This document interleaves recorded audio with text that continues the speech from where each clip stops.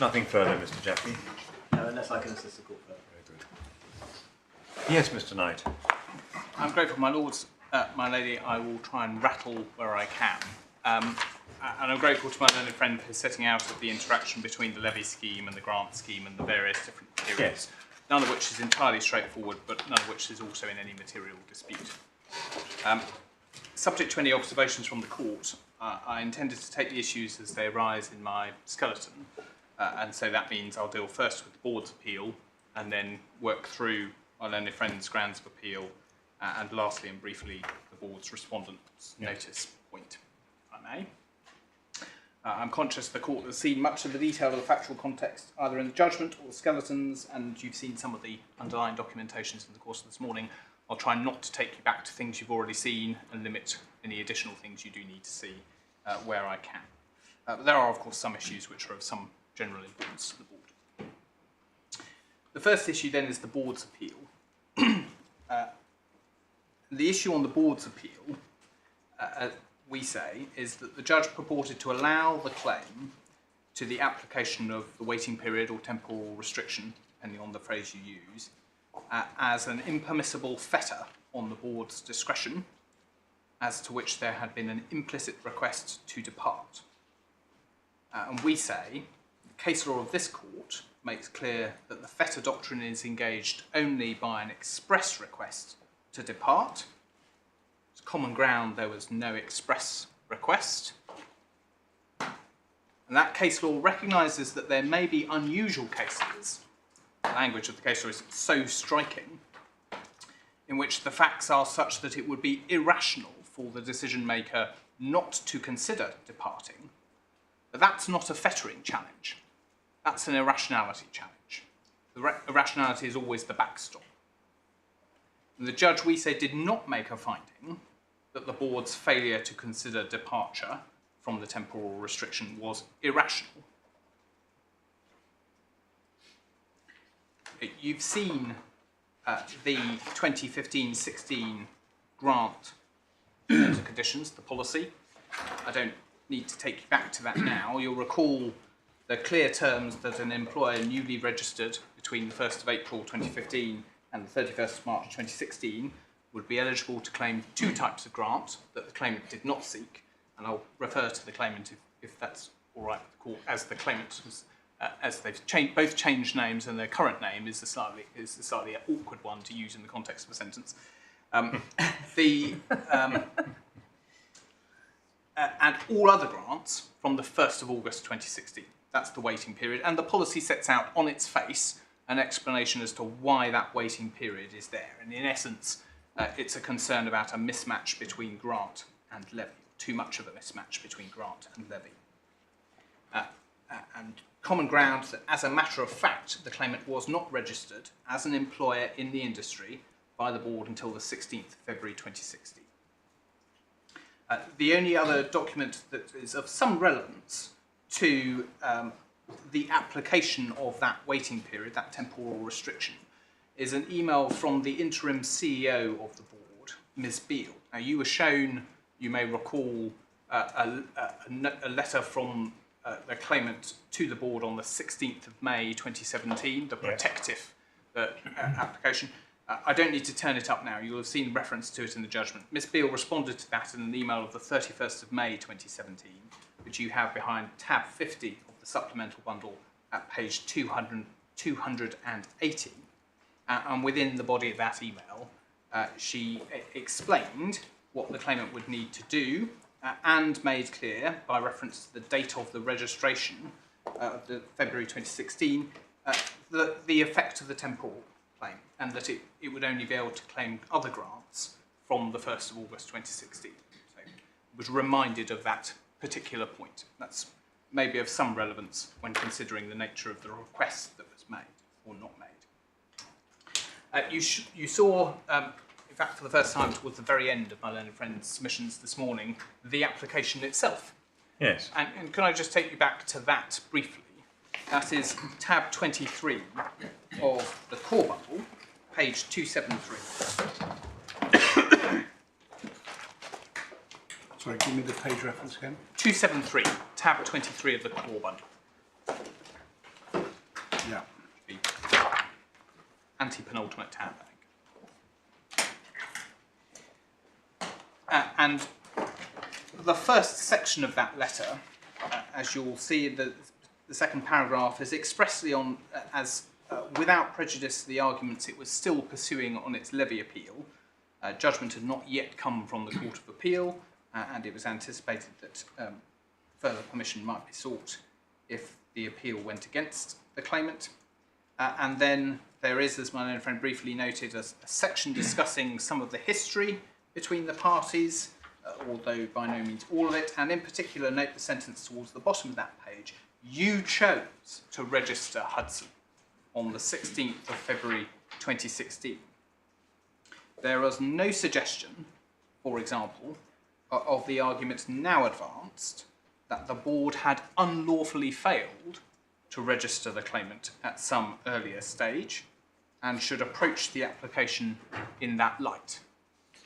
And that is of particular importance to my learned friend's ground 1A, but as we're here, I draw it to your attention.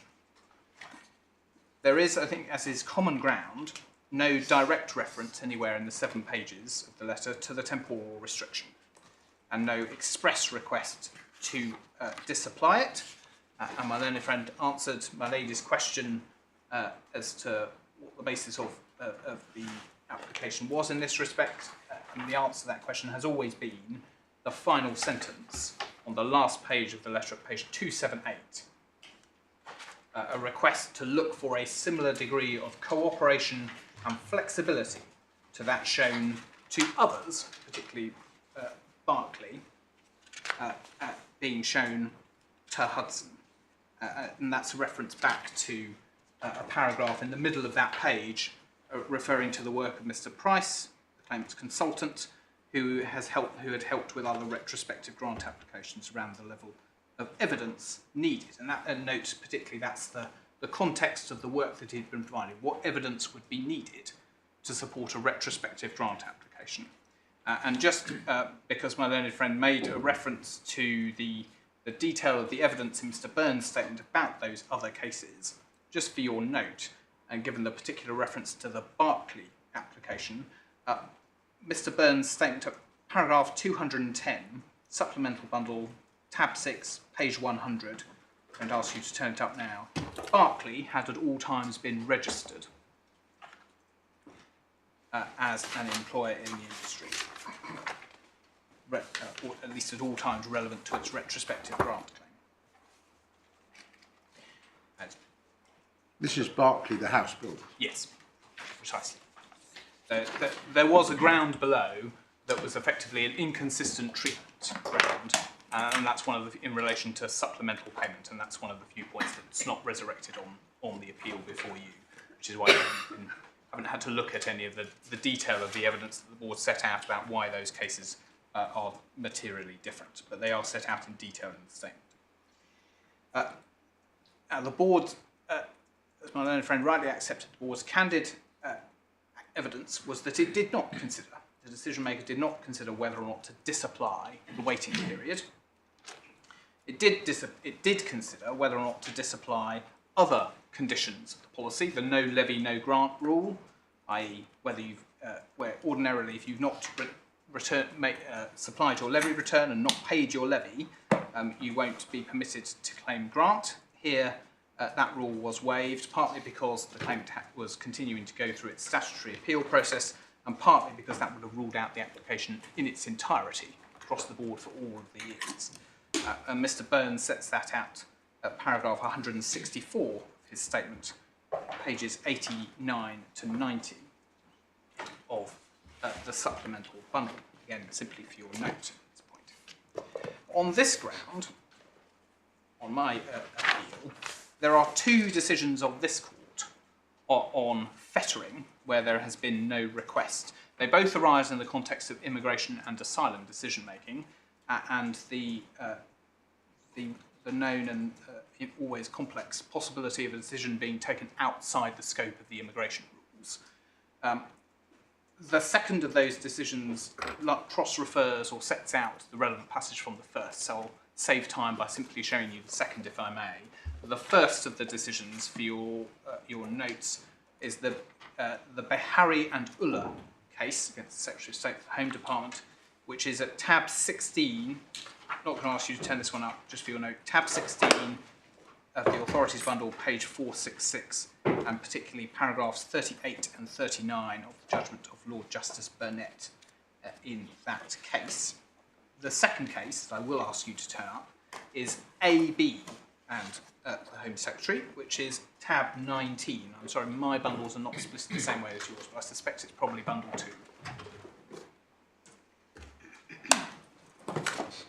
Tab 19, bundle page 517.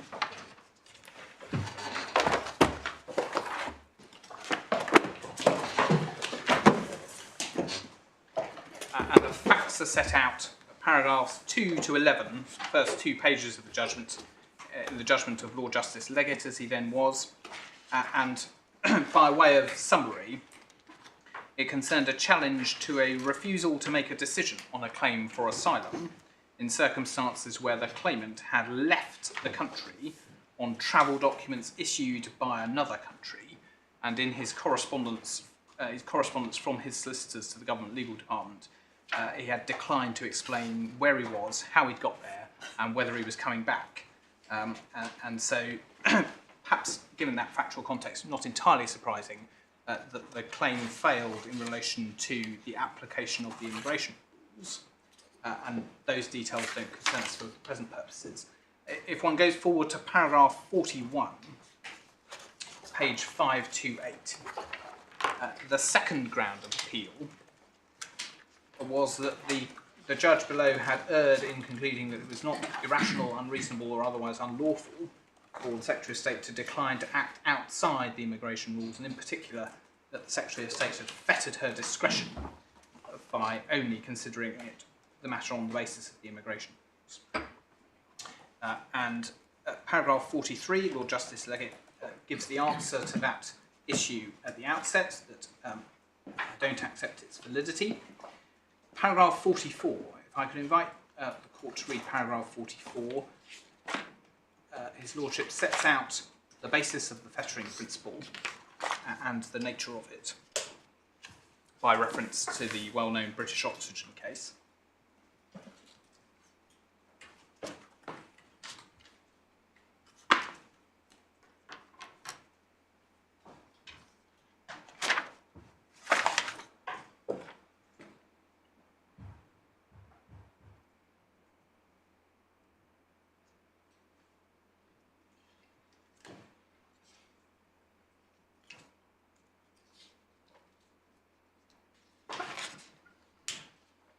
And then paragraph 47 engages with the application of that principle to the facts of the case.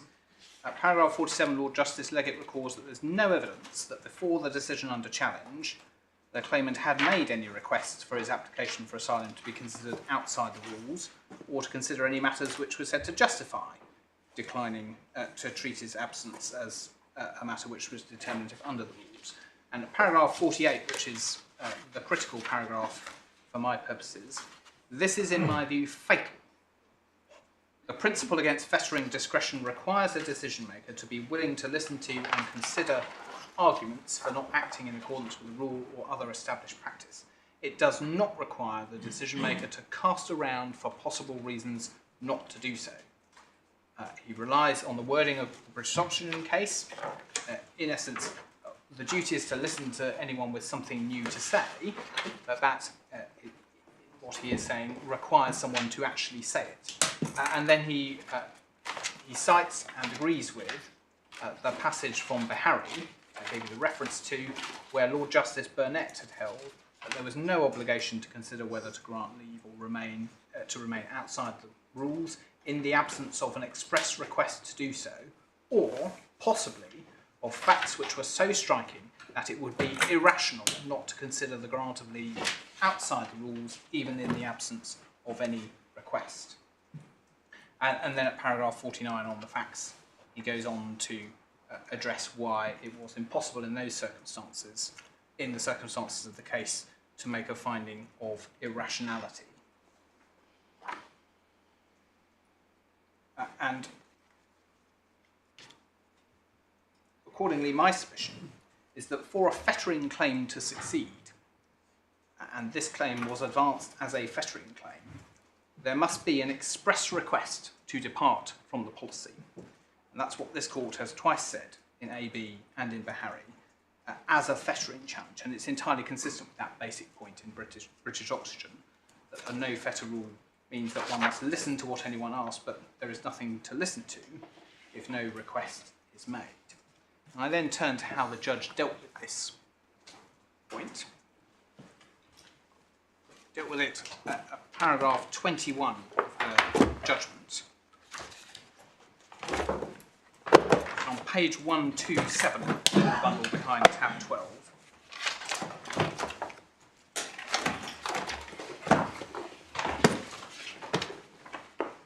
And she starts in paragraph 20 by reciting the principle in Lumba, but also of course in other cases.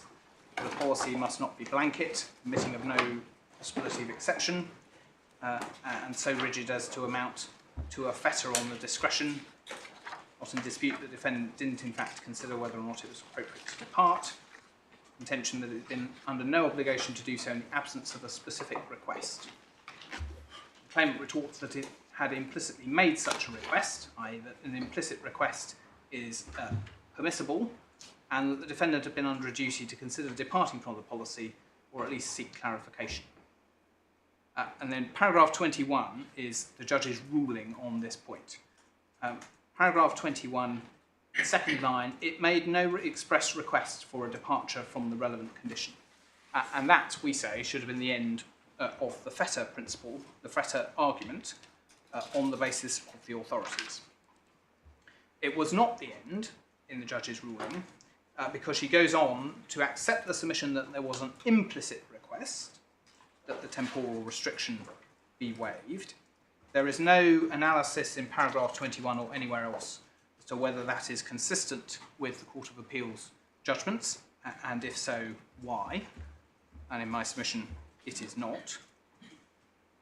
And then the sentence towards the bottom of that, the paragraph on page 127, the implicit application made by the claimant ought to have been given rational consideration. That, in my submission, is the judge purporting to identify a duty on the board to consider departure as an aspect of the fetter principle, which then, as a result, requires the board to rationally weigh up the competing factors, as she goes on to say, it would be a matter for the board and not for the court. In essence, that there was enough of a request to engage the fetter principle, and the board's failure to engage with it was unlawful. Contrary to my learned friend's submissions, paragraph 21 is not, in my submission, a finding or a ruling that the case was, to recall the language of the Court of Appeal's approach, the case was something that was so striking that the defendant had acted irrationally by failing to consider of its own motion whether to depart from the temporal restriction. The only language that can possibly be said to be such a finding is that the claimant ought to have been, that the implicit application ought to have been given rational consideration. But that language is simply not apt to make an irrationality finding. If the judge had intended to find that the board had acted so irrationally that no reasonable decision maker could have failed to consider exercising its discretion to act outside the grant scheme policy, the judgment would have said so, and it would have needed to explain why such a finding was justified on the basis of the evidence. And the judge, with respect to her, does not in this paragraph, and does not, so far as we can see, anywhere else. What the judge does say in paragraph 21 is, she says, but I accept Mr. Jeffy's submission that implicit in its application for the relevant grants, and then we've read on, the judge there does not descend to any of the background case law to make a determination one way or the other on the point you've just argued. Looking at Mr. Jeffy's submissions, which are paragraph 16A, that's page 108 in the judge's summary. It's a long sub-paragraph. and I haven't gone back in the 2 minutes while I was looking at this to read it, but I don't see Mr. Jaffe there being quoted as submitting anything further than the account given by Lord Justice Burnett, as he was, of the approach to be taken in Bahari. I think that's a fair summary, my lord. Yes. I mean, And then paragraph so 20... if that's right, it's an irrationality test on your description of it, and the judge doesn't go there. She simply, in explaining her position in paragraph 21, says, I accept Mr. Jaffe's submission. Yes, and we say in the skeleton that in some respects it's almost a reasons challenge, because it's a little difficult to tell from paragraph 21 and the compressed nature of it precisely what the judge has found. But if it the most likely explanation as to what she has found is that she considers that the Fetter principle is engaged, and we say if that's what she's done, it's wrong, it's inconsistent with this court's case law. If what she's done is something else, then that it's insufficient to be engaged by an implicit request. And she recognises in terms in paragraph 20, the submission I made for the board, that an implicit request was not enough. There's no direct engagement with that point. Just on, is this a finding of irrationality? As I say, it's not in the terms that anyone would expect to see if such a finding was made. And indeed, just to complete that submission, in paragraph 22, which is the subject to my learned friend's ground 1A, she, going further, the judge positively dismisses what might have been thought to be the high point of the claimant's possible argument on irrationality, namely that the board had acted unlawfully in failing to register the claimant earlier. So in my submission, for all those reasons, we say the judge erred in law in allowing the claim in this respect, either because she's allowed the fettering principle to be engaged by what she had certainly did hold in express terms to be an implicit request, when it requires an express request which hadn't been made, and if it's something else and it's inadequately reasoned, and even if, just to complete the totality of the board's appeal, if I may, even if an implicit request is or might be sufficient in some cases, contrary to Behari and contrary to, in particular, the more detailed reasoning of Lord Justice Leggett in AB, we do say that there was no basis on a fair construction of the application letter that you've seen for it to have been held to be a sufficiently clear implicit request, and so shouldn't have been accepted even on that point, because all you've got is that very sort of generalised wording at the end of the letter, and it's in the context of treatment of other retrospective grant applications in different contexts. And then going back to the structure of the judgment, just to round the point off, the judge in her description of your submissions, which start at page 114, yes, paragraph 17, we get to subparagraph U, yes, which itself runs to a page and a half, in which, as far as I can see, the judge summarises your submissions on Behari and AB in much the way that you've rehearsed them to us. Well, given that this was a big point in the case and there was a legal dispute, then it's unfortunate at paragraph 21 the judge simply announces her decision rather than analysing the competing legal submissions such as they were and why she comes to that conclusion. Well, with respect, that is an entirely fair observation, and not, to be fair to the judge, an observation that would be appropriate to make about most of the rest of the No, it's which extremely engages thorough. But in this respect, it is, I think the phrasing we used in the skeleton was compressed reasoning, and that's, but that does give rise to some difficulties as to what the proper basis of the finding against the board was. So that's what I say on the board's appeal, unless I can assist with anything arising out of that point. No, thank you very much. Thank you. I'll move on then to respond to my learned friend's appeal, and as we're And the first issue arises out of much the same passage, particularly paragraph 22 of the judgment. So my learned friend's ground 1A overlaps to some degree with board's appeal, and he says, and I do say he says now, that the board acted unlawfully in failing to register the claimant before the 2nd of February 2016. And he has to say that the board should have done so before the 1st of April 2015 for this point to be of any relevance.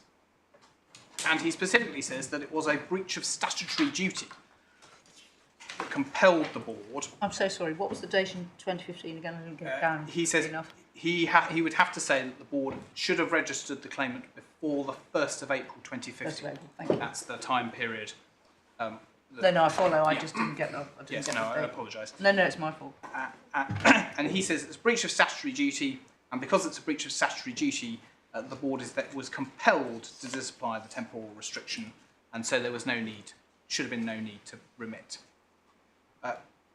To take the boring but nonetheless important technical points at the outset, first, this was not an argument advanced in any way in the application to the board in February 2020, and indeed it is directly contrary to the position being taken in the application, which was at that time still disputing that the board had lawfully registered the claimant at all.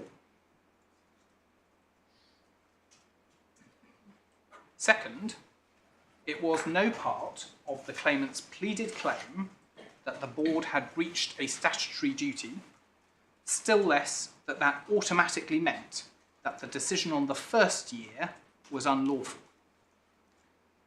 The high point of the claimant's pleaded case on this, in its amended Statement of Facts and Grounds, behind tab 21 of the core bundle, page 267J, paragraph 42A at the top of the page, complains about the board not having registered the claimant earlier. The board should not be entitled to benefit from its own administrative delay, and then the high point of the way that it is put in the pleadings, as a minimum, this was a powerful reason why consideration needed to be given to a departure from the policy set out in the terms and conditions.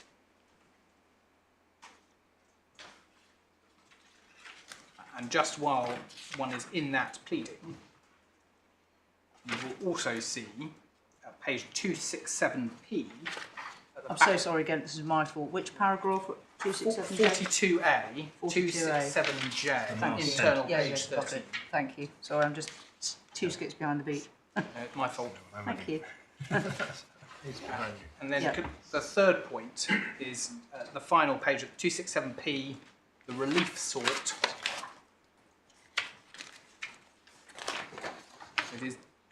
It is complained of in ground 1A that the judge didn't grant declaratory relief in relation to the scope of the board's obligations under the legislation, and the point was made to the judge below in consequential submissions, and I make it here that was not relief being sought in the claim. What was being sought in the claim was the quashing of the decision, the granting of declaratory relief as to the proper interpretation and scope of the terms and conditions, and remittal.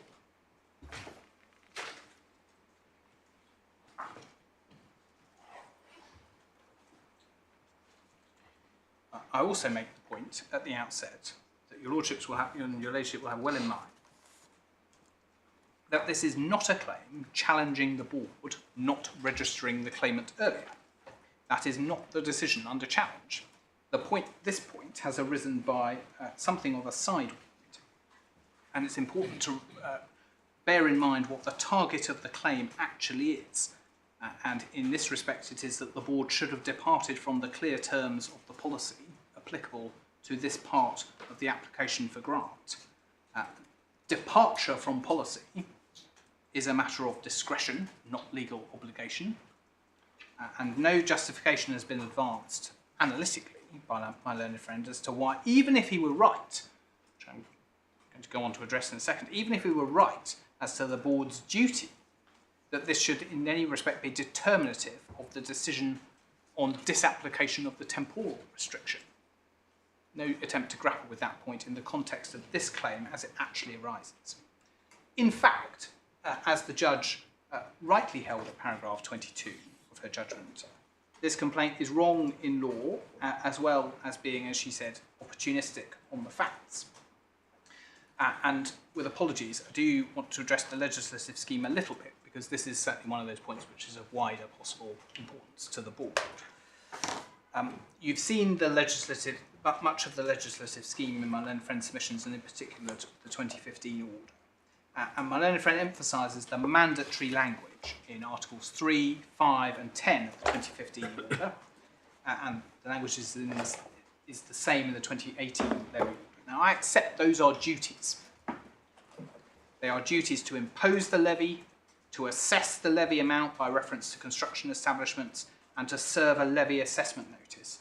All of those duties are by reference to an employer in the construction industry, or the compressed phrase employer, which by Article 3.3 means an employer in the construction industry. They are all predicated on the board having formed the view that the entity in question is an employer in the construction industry. Similarly, my learned friend relied on the coercive power the board has in Section 6 of the Industrial Training Act 1982 to require the furnishing of returns and information in those returns. That too is a power drafted by reference to requiring employers in the industry to furnish such returns. Again, it assumes the prior stage that the board has formed some sort of view that the person in question is an employer in the industry, and no part of the Act or the levy orders address that prior question of how the board is to determine whether or not someone is or is not an employer in the industry, and the consequences of that. And that is important for the characterisation, I'd say, of of the claimant's arguments on this, because a failure to assess someone, I'll come on to the point that there are of course public law obligations on the board in this respect, but a failure to assess someone not identified by the board as an employer in the industry cannot be a breach of statutory duty, because it is a question which arises at that prior stage. I, of course, accept that the board has public law powers and is subject to public law controls. So if the board refused to take any steps to actively look for people who ought to be paying the levy but aren't, it would doubtless be unlawful, be it on irrationality grounds or Padfield grounds, or no doubt there will be many ways of skinning that particular cat. The board does take active steps consistently with its public law duties. They're explained, they're summarised in Mr. Burns' statement at paragraph 17 to 20, tab 6 of the supplemental bundle, page 48 to 49, for the sorts of open source steps and processes the board used at the relevant time. And to pick up a question that my lady asked this morning, I quite accept that it must exercise its powers, of course, to further the purpose of the statutory scheme. And if a company wrote to the board saying, we believe we're liable to pay levy, and we would like, and we're very happy to do so, or we may indeed have the benefit of an exemption and not actually have to pay anything, but we think we're an employer in the industry, please register us. And if the board ignored that, or declined the request without good reason, or wrongly concluded that it was not an employer in the industry, then there may be some way of characterising that as being unlawful in public law. I fully accept that. None of that addresses the claimant. None of that is the way the claimant puts it, and none of that is the challenge that is being brought in these proceedings. And one reason why this issue, we say, is not addressed in the way that it might be addressed in other contexts, taxation contexts. So the board does not have the sort of coercive powers that the revenue has to identify, to address those not identified as being employers in the industry, and hunt out those who may be. And one of the likely reasons for that is that this is a particularly unique sort of taxation. It is an industry, it is an industrially agreed tax. There are, as your Lordship will have seen, there are only 2 industrial training boards left. I mean, at their height in the 60s and 70s, there were over 20. And indeed, as Mr. Byrne records in paragraph 15 of his statement to paragraph 48, these 2, Construction Industry Training Board and the Engineering Construction Board, remain because the industry positively lobbied government to retain them. They are seen by industry as performing a valuable function. Claimant is less convinced by that, but the industry as a whole does think that. And, moreover, the principle of industry consent to the levy is baked into the statutory scheme. And it's worth just making that point very briefly, because it's important to this sort of wider issue. You may have seen, when opening the 2015 levy order, behind tab 3 of the authorities bundle, that there is a very longer than usual preamble. And tab 3, page 46 of the bundle. And there are various references in that preamble to the nature of the levy proposals. And it says, accordingly, section 11.5 of the Act applies to this order. And then goes on to recall that the Secretary of State is satisfied that the levy of proposals are necessary to encourage adequate training in the industry, and the condition in section 11.6a of the Act is met, and so on. And without taking up too much time showing you all of those provisions, the effect of those, and the condition in 11.6a, which has to be read with 11.6a, is that the levy proposal the board makes has to have the approval of the majority of the industry, the majority of those likely to pay it, both by number and by aggregate amount. That's the way the interrelationship between subsections 5, 6, and 6a, big A, work. So this is an unusual context. That's why the board's powers are set in that more limited way, and the Act and the legislation does not purport to control that prior stage. So that's what I want to say about the sort of legal context of this Grand 1A. It's me.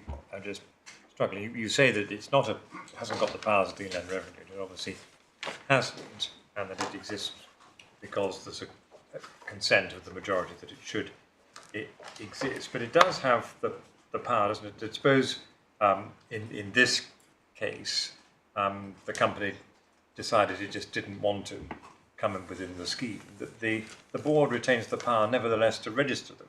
Yes, doesn't it? And once they're registered, then Mr. Jaffe's word must kicks in. Then, if it that's absolutely right. So they're obliged then to engage them in the scheme with all the checks and balances and the pluses and minuses that brings. Yes. Yes. So they do have some coercive. Well, yes. Power, whether that's coercive power or not matters less. But of course, that's right. Of course, it is for the board to form a view as to whether any individual person, entity, meets the statutory tests of being an employer in the industry. The issue is that the way in which it can go about finding out about identifying those people, right, and considering whether it's got enough information to form that view, is more limited than bodies such as the I'm sure that is right. And the reason for going through that point at perhaps excessive length is that the effect of that is whether or not the board has acted unlawfully in not treating an entity such as the claimant as an employer in the industry and not registering them, not assessing them to the levy, not seeing them as someone to whom the duties in Articles 3, 5 and 10 of the order relate, is to be assessed by ordinary public law principles in the specific context of that case, and indeed, of course, in the claim which pleads and concerns that issue.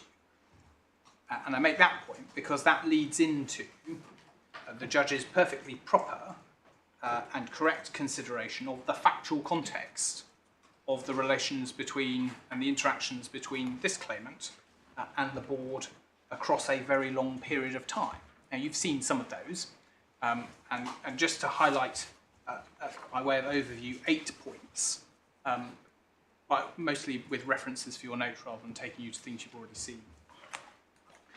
The first is, as the judge set out and as my lady raised with Mr Jaffe this morning, it is always open to someone who believes they may be entitled to claim grant to seek to be registered as an employer in the industry and then to take advantage of one of the exemptions from the levy.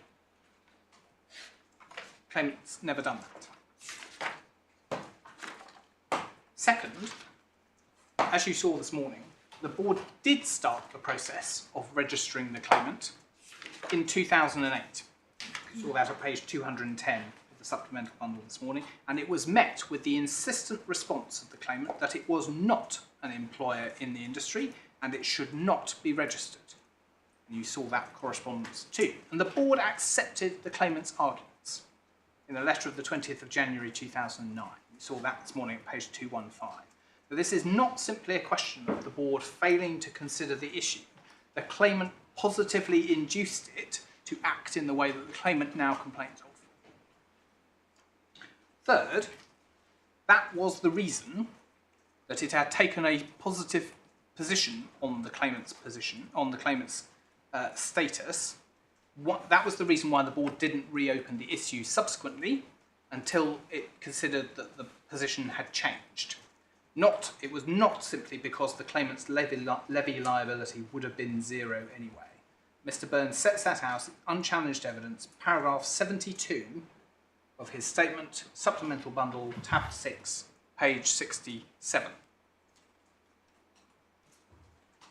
Fourth, the position did... Yes. So, sorry, my lord.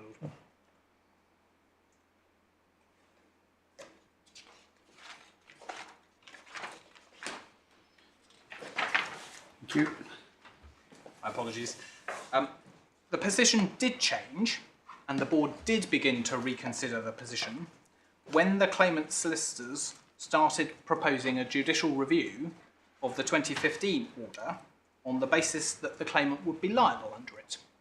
So you saw this morning the first pre-action letter of the 23rd of March, which referred to the claimant's likely levy liability without addressing the position in any specific detail.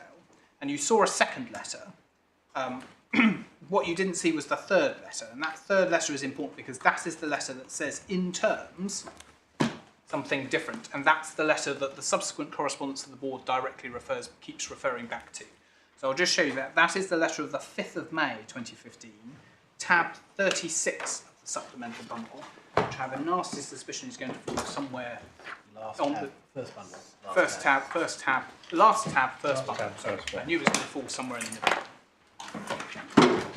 Page 240.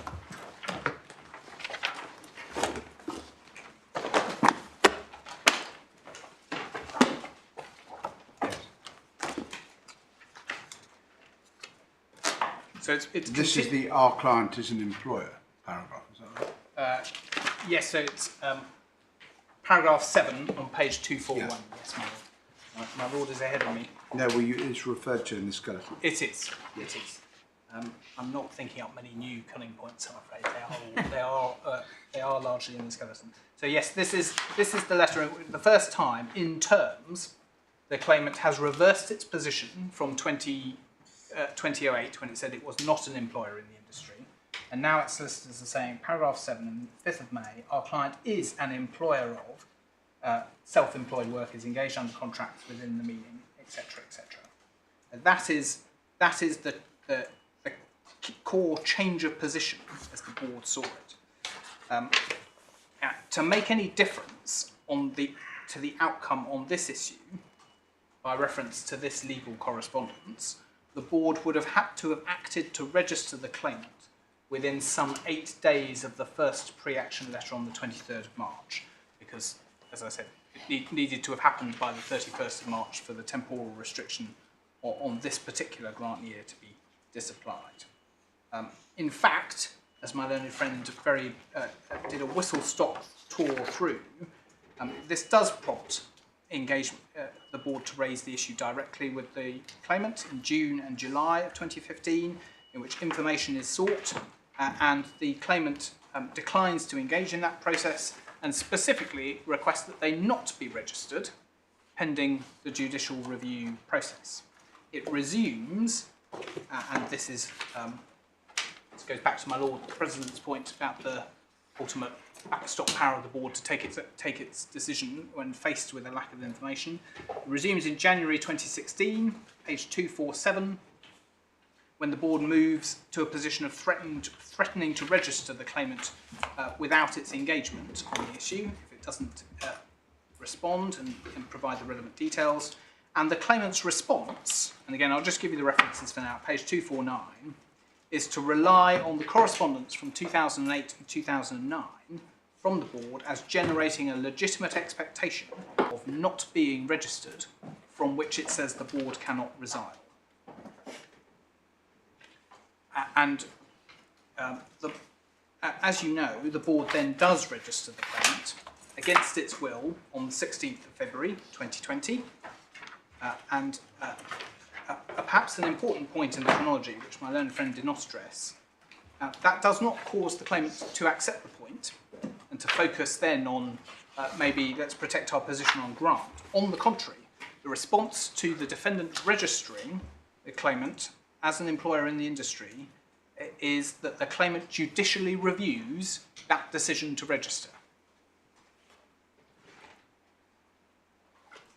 And amongst other complaints, that it was unlawful because it was a breach of the claimant's legitimate expectation. That judicial review was ultimately withdrawn, which is why you don't have much by way of paperwork in relation to it, but there is a summary of what happened in the chronology, paragraph 89 of Mr. Burns' statement, page 71 of the supplemental bundle. Sorry, paragraph 89, yeah, page 71 of the supplemental 71 of the supplemental bundle. Yeah, tab 6. Thank you. And as you know, of course, in parallel, the claimant then brought an appeal against the assessment to levy, including and specifically challenging whether it was an employer in the industry and whether it had a construction establishment, the two threshold conditions for levy assessment. And it took those points through the Employment Tribunal, the High Court and this court, and was ultimately refused permission to appeal. My learned friend relies on the arguability of those points going so far through the system.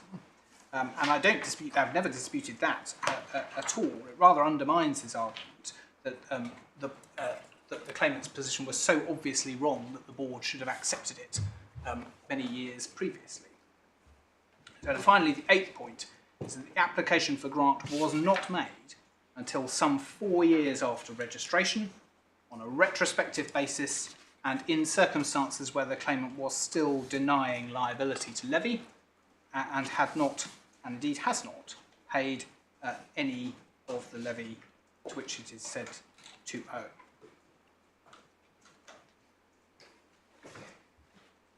So in the light of that history, I do say that it is not possible to challenge the judge's characterisation in paragraph 22 as being wrong in law. And to the extent that this ground 1A properly arises at all, there is no error for this court to intervene in relation to paragraph 22 or the history more generally.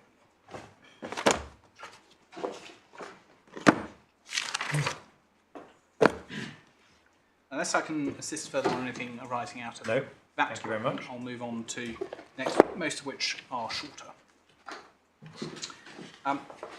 The next ground is the legitimate expectation generated by counsel ground, ground 1B. So the law is, as my learned friend identified this morning, not in dispute. The expectation must arise from a clear, unambiguous and unqualified representation, and that consideration must be given to how that representation would fairly and reasonably been understood by the person to whom it was made. The judge found that the claimant could not satisfy that test at paragraph 24 of her judgment. The substance of this point is that what is you've seen the note of the permission hearing before Mrs Justice Kenneth Parker. I don't think I need to go back to that, but 6 short points in support of the judge's ruling on this.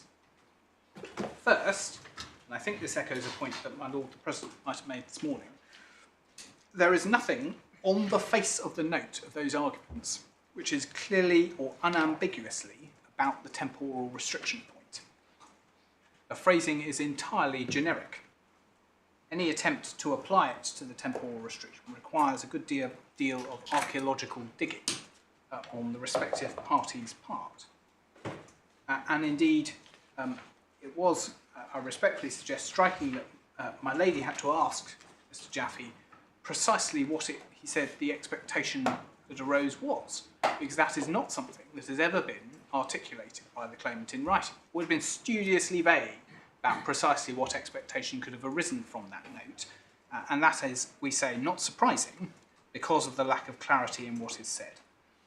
The second point I was going to make, and I think this reflects an observation made by my Lord Justice Coulson this morning, that it is contrary to common sense that counsel would have been giving a binding promise to the claimant that it would not be rejected for any grant that it applied for before any application was made, regardless of when it was made and for what period it was made, or the basis of it had been considered. The much more natural meaning is that the claimant was entitled to apply for grant and to have that application considered against the terms of the applicable policy, and that there was no absolute bar to the claimant being able to make an application for grant in any circumstances. Now that is in fact, this is my third point, that is in fact what was being addressed. And that is clear from the context, but it is chiefly clear from an item of the context that you have not been shown. So one of the things you have been shown are the 2 grant scheme policies, and particularly the 2014-2015 one. And if I just test the court's patience slightly by taking you back to that, because it's important to see what the language was. It was page 140 behind tab 14 of the first supplemental bundle. This is the 2014-2015 policy, and I agree, my own friend, that this is likely to have been the policy that counsel were directly referring to in their submissions in that hearing, and particularly the text under the heading "Who can't apply?" And my learned friend emphasises the first bullet point under that heading, which is the waiting period, temporal restriction point. But that's not the only thing under this heading. What continues to come under that heading is references to other sorts of cases of people who can't apply, and particularly businesses who are classed as in scope excluded, so they don't have direct employees, labour-only subcontractors, etc., etc. And that is sub-bullet point is what is retained under the heading of who can't apply in the 2015 policy. That's what the judge quotes. Exactly. That's what the judge quotes. Page 147, that is what's kept, those last 2 bullet points are what are kept under who can't claim, and the waiting period point is moved up under the separate heading who can claim. Now, in and of itself, an argument about which heading was being used and what the judge was referring to might or might not be hugely informative. But actually, it is clear that it was not about the temporal restriction, and it is clear because we have in tab 72 of the supplemental bundle, must be your second supplemental bundle, the witness statement of Mr. Anfield, claimant's managing director, in support of the claim for judicial review, which was being considered at that hearing. Page 338 is where it begins, the bundle. And you see at the top of that page that it's a witness statement of the 9th of June 2015. And in that statement, unsurprisingly, he addresses the concern about grants and that his business wouldn't be entitled to get any, And you see that at paragraph 36, page 350, little a, internal page 14. Right. Could I just invite you to read paragraph 36 of Mr. Anfield's statement, rather than my read it out? Yep.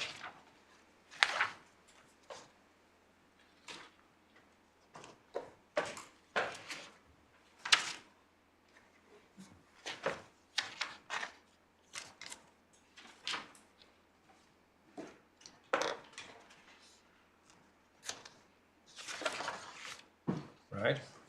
So the issue of concern to Mr. Anfield and the claimant about grants is not the temporal restriction point. It's that he is worried that his business will fall within that bullet point about businesses which are classed as in scope excluded. And one can see on the face of the language why he might have been concerned about that, because there's reference to labour-only subcontractors, which of course is one of a core thing of what the claimant deals with. That's the focus. That we say is what was being addressed in the submissions. Mr. Grzinski for the board was interrupting to say, no, that's a misunderstanding. That is not going to be a bar. That paragraph is not going to be a bar to the claimant applying for grant, as indeed it never has been. And that is why, in paragraph 24 of her judgment, the judge says, thus, the issue being addressed by counsel was not that currently under consideration.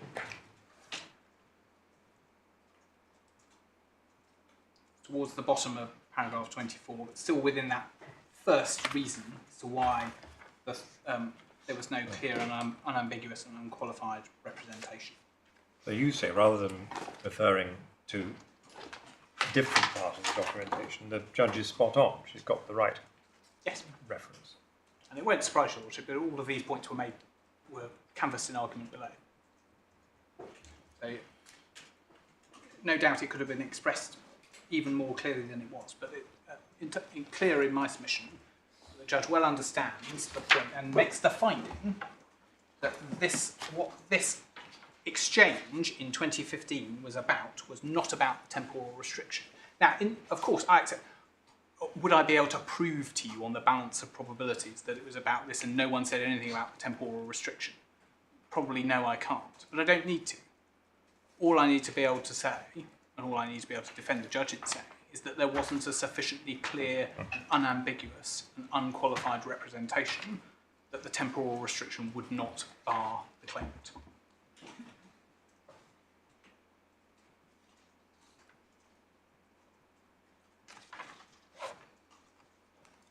Yes. And the judge makes the point, and I'll make it simply for completeness, that it is perhaps for this reason why there was no reference to this legitimate expectation in the application for grant, and no reference even to it in the pre-action correspondence. And for that reason, we say the judge did not err in her rejection of what is now ground 1B. And I put my hands up at this stage, so my skeleton argument does address the question of whether or not the board could properly resile from any legitimate expectation that there was, but in fact you should ignore that passage because I recognise on reflection the judge didn't determine that alternative submission. She said at the end of paragraph 24 she didn't need to, and there's not a respondent's notice on the point, so you don't need to address the issue.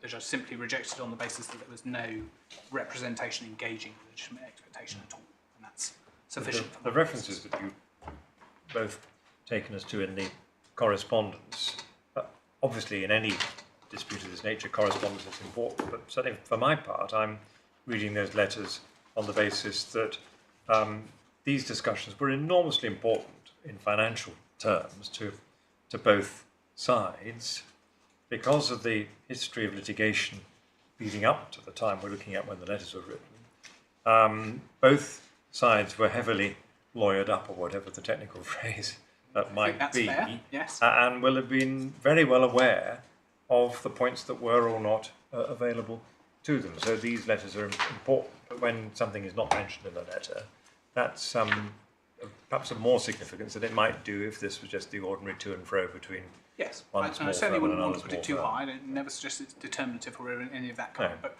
some comfort can perhaps be drawn that the judge is correct from, and that there is not the sufficient clarity in what was said in 2015 in that light.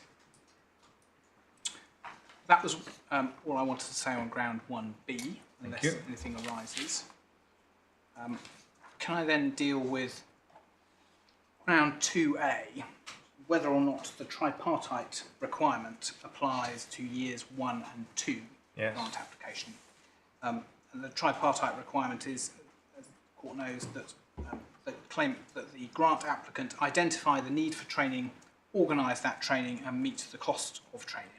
And there is, besides again, no dispute that that test does not appear in terms on the face of the first two relevant policies. And the judge confronted that issue head-on at paragraph 27, and particularly at paragraphs 30 to 32. And in my submission, she did so in a principled and a proper manner. And the short answer to this issue has always been that this claimant did know and had known for some 2.5 years before it made the application for grant in issue, that the board considered that the tripartite requirement applied and that it would be applied, notwithstanding its omission from the 2015 and 2016 grant scheme policies. And it knew that because the board had written to it through solicitors, setting that out in terms in its letter of the 26th of October 2017, which you've seen. And it is nothing to the point that the particular rationale given in that letter is slightly different from the one the judge adopts in accepting the board's position. It is a matter of substance. And accordingly, the claimant was able, and as is clear from the application form, did address both the questions of whether that test should apply and, if it was to apply, whether it met that test. Your submission is that it's not a secret policy. Exactly. That's what this point goes to. Yes. And that when one looks at what... Because the whole vice of a secret policy is that the person who's affected by the policy can't address the decision maker on the terms of the secret policy. And you say, well, it wasn't a secret anymore by the time they made the application. Yes. And I'll just sort of flesh that out very briefly, if I may, but that's precisely the punchline, my lady, yes. Yeah. And that was also the judge's conclusion. And just as a matter of completeness, and you saw this briefly this morning, the decision dealt with this issue in terms as well, paragraphs 2.1 to 2.4, including in 2.4 that there could be no possible unfairness to the claimant because there was no suggestion that it had ever done anything in reliance on a change in that policy. So my learned friend's arguments, both below and here, particularly in writing, have always relied heavily on the analysis set out in the judgment of Lord Dyson in Lumber. And I do very briefly want to make the points that my lady has just prefigured by reference to that reasoning. Lumber is at tab 10 of the authorities bundle, beginning at page 216 of the bundle.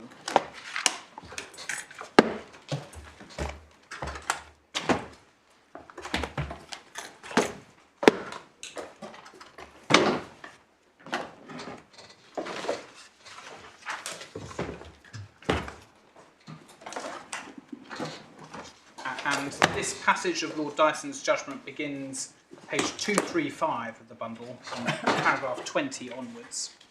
Would I take you to paragraph 26 on page 236, please? And so this is in the context, and these passages are well known, and I'm sure the court's had cause to look at them a number of times over the last decade or so.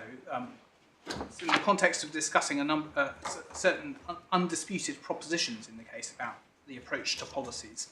Paragraph 26, the second proposition, that a decision maker must follow his published policy and not some different unpublished policy unless there are good reasons for not doing so. And towards the end of that paragraph, the Lord Dyson emphasises or quotes from Nadaraja, one of the Nadaraja cases. Lord Phillips said, the Secretary of State could not rely on an aspect of his unpublished policy to render lawful that which was at odds with his published policy. And just on the points as they arise out of that language, we say, well, the tripartite requirement was published to the claimant, which is all this claim concerns, and it was not at odds with the more generally published policies. There was no different test set out for those 2 years in which the tripartite requirement had been omitted, that its application would cut across or undermine in any way. And indeed, as the judge explained at paragraph 31 of her judgment, its application was positively consistent with the wider grant scheme, because as she found correctly, that the grant-specific second layer of policies in relation to training and development plans grant, which almost all of what the claimant was seeking falls under, continued to apply throughout this period the requirement that the grant applicant have met the cost of training, the third aspect. And not only not inconsistent, but positively consistent.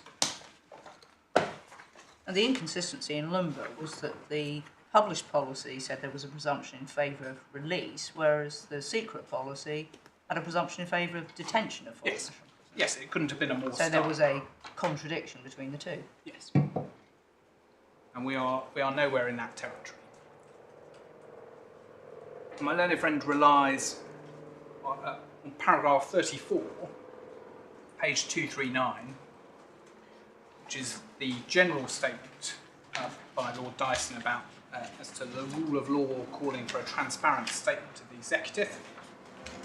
Of course, I don't demur from that general statement, although I do note that the contexts which Lord Dyson emphasised that attract that general principle are all ones that are intensely human rights orientated, so arrests and surveillance powers, immigration powers, immigration detention powers, some distance one might think from the context here, but the actual legal principles are then set out in paragraph 35 onwards.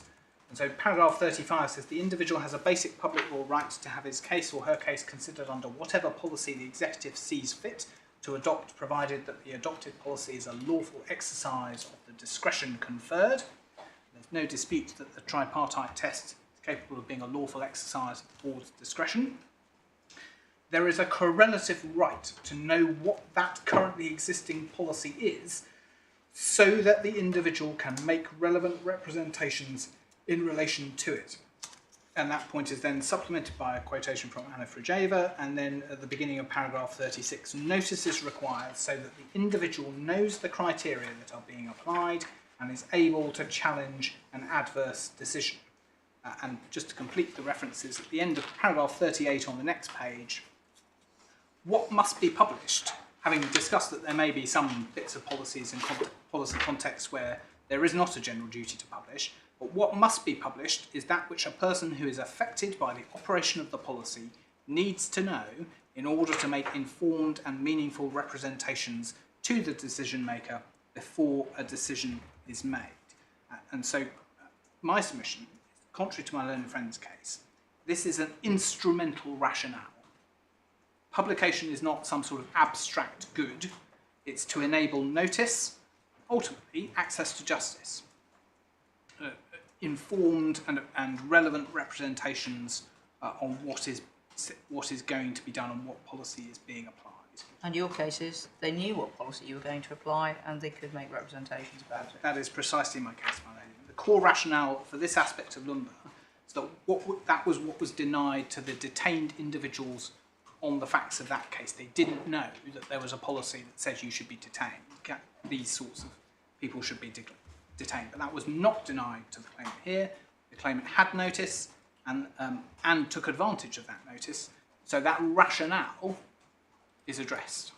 And that is precisely how the judge addressed it as well.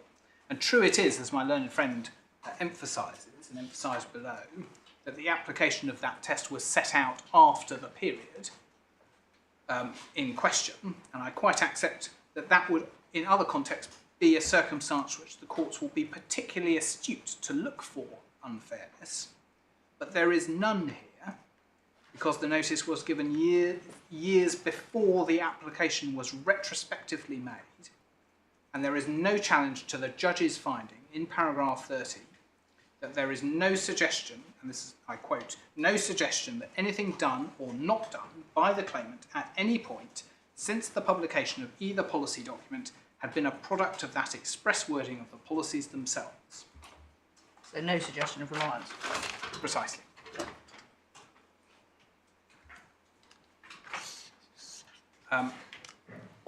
The other aspect of this ground that my learned friend advances is to refashion it as a legitimate expectation complaint, that the omission of the test created a clear and unambiguous representation, and that it was, and the board was not entitled fairly to resile from that.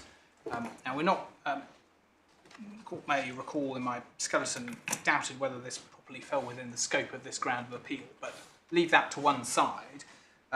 The answer to it is, as the judge held in her judgment of particularly paragraph 32, this is really just another way of making the same point, and more or less regardless of whether or not an omission can properly be said to generate a sufficiently clear and unambiguous representation. The board clearly did resile from that in the 26th of October 2017 letter, and precisely because there had been no reliance, there was no unfairness to the claimant. No reliance, and was able to address it in full and did so. Just for completeness, because you were handed it up, paragraph 32 is also where the judge addresses the leaflet published by the board in 2015, and I paraphrase, but effectively she says, well, it's all very interesting, but doesn't really take me very far either way. Yes, it says there's some simplifications happening, but equally you might have expected the leaflet to draw attention to the omission of the tripartite test, given its significance. It's true, among other matters, it refers to simplification of the rules, but it makes no reference to a change in the overarching criteria, and the balance of the text was concerned with the nature of the grants of it. Precisely. So, ultimately, the leaflet doesn't really assist the legal arguments either way. And so we say the judge was entitled, correct, and certainly not wrong to dismiss these arguments in the way that she did and for the reasons that she gave, and so ground 2A should fail. Unless there's... Paragraph 27, Mr. Jaffe, in his submissions, understandably, puts weight upon the judge accepting his submission, that it's inherently unlikely that the text was removed by way of oversight. And yes. I think the implication of the submission, although it wasn't expressly said, is that therefore it was a policy decision to remove it. But it seems to me that there's a piece of territory between administrative hiccup and deliberate decision. And you can have an individual in an organisation who decides that this isn't going in, but doesn't do it on instructions. It's a mistake, deliberate mistake, internally within that person's own intellect, deliberate mistake, because he decides to do it. Yes. But it's not necessarily the policy of the board. That's precisely what Mr. Byrne addresses in his statement. So there are, because of the passage of time, and the departure of the relevant person, the board couldn't give a concluded view as to what had happened, and so it could have been a matter of accidental oversight in the sort of unthinking. But that conclusion of the judge of paragraph 27, if she'd intended it to mean more than what I've just identified, doesn't sit at all with her overall conclusion in paragraph 32, if I remember the paragraph correctly. No, my lord, it doesn't. I mean, the reason I make reference to Mr. Byrne's statement is that, as I think Mr. Jaffe very fairly and properly reflected in his submissions this morning, the language of deliberate decision is language taken from Mr. Byrne's statement, where he talks about this could have been accept this could have been a deliberate decision by this particular individual. What I can't find is any evidence that it was properly authorised by the organisation as a whole. Now, I accepted below and I accept here, but actually the more important question is that the reader of the policies, matters neither here nor there to them why it's come out. Objectively, it's not on the face of the policies, so that gives rise to a potential legal issue, and that's more important than precisely why. But I respectfully agree that is there is no suggestion in the judge's judgment that she's gone beyond Mr. Burns' unchallenged evidence and found that it was a deliberate policy decision by the board to omit the test because it thought that was the right thing to do corporately. No, my own friend almost certainly doesn't need to go that far anyway, but certainly the judge doesn't go that far. And as I say, the more critical question is the issue arises because the objective reader can't discern it on the page initially. And then that is why the answer to that question is, and has to be, from my client's point of view, the October 2017 letter. Yeah. So, ground 2B? Ground 2B. So making good time. Ground 2B then is whether the claimant can satisfy the tripartite test in any year to which it applies. And that test, in my submission, is applied by the board for good reason, by reference to the statutory purposes. It links the availability of grant to the overall statutory aim of encouraging training in the industry. Because if a levy payer doesn't identify the need for training, organise that training and meet the cost of it, it is hard in principle to see why giving it grant will encourage training in the industry. It's not impossible in all circumstances, but in general terms, hard to see. And the judge dealt with this issue very fully in paragraphs 33 and 34 of her judgment. And I emphasise at the outset the distinction that Mr. Jaffe mentioned and my Lord Justice Coulson raised between interpretation and application of policies. And my learned friend says this is an interpretation question. And with respect, he has to say that, because otherwise the judge's conclusions are totally unchallengeable. But it is not an interpretation question. It is an application question, and the judge considered it was an application question, because that is why she says at the outset of paragraph 34, page 136, in my judgment, the above provisions and payments do not satisfy any element of the tripartite requirement, and the defendant was right and certainly entitled so to conclude. Certainly entitled is the language of that the board was not irrational in its conclusions, rather than an objective question for the court applying, interpreting the test. And in my respectful submission, that was right. It did not, the judge, this was not properly a question of interpretation. The language of each of the aspects of the tripartite requirement is perfectly clear as a matter of ordinary language. The difficult question, where there are difficult questions, arises as to how they should apply to any particular fact and operational model, and in this case, the claimant's unusual operational model. And that means that the claimant needs on this appeal to identify an irrationality in the board's approach, and not something that is simply a bare disagreement with the judge's analysis accepting the board's approach. As I say, the judge set out her reasons dealing with the tripartite requirement in some detail, particularly in the subparagraphs in paragraph 34. And our short point is that the judge was entirely correct for the reasons that she gave, and I suspect those reasons are not going to be improved by my simply reading them out or restating them in slightly less elegant language. And I won't do that. I just want to emphasise, if I may, 4 points that arise in relation to this ground. But in truth, the claimant's attack on the judge's reasoning here is really nothing more than a repeat of submissions that it made below. And indeed, the skeleton's more or less a word-for-word repetition of the points made below. There are 4 points. First, as the judge explained, at paragraph 34E judgment, the real reason the claimant doesn't meet any part of the tripartite test is that its operational model, the way it set itself up, was designed to prioritise trying to avoid levy liability in the first place. The more involved the claimant was with operative training, so training of operatives with which it contracts, the greater the risk that it would look like an employer in the construction industry.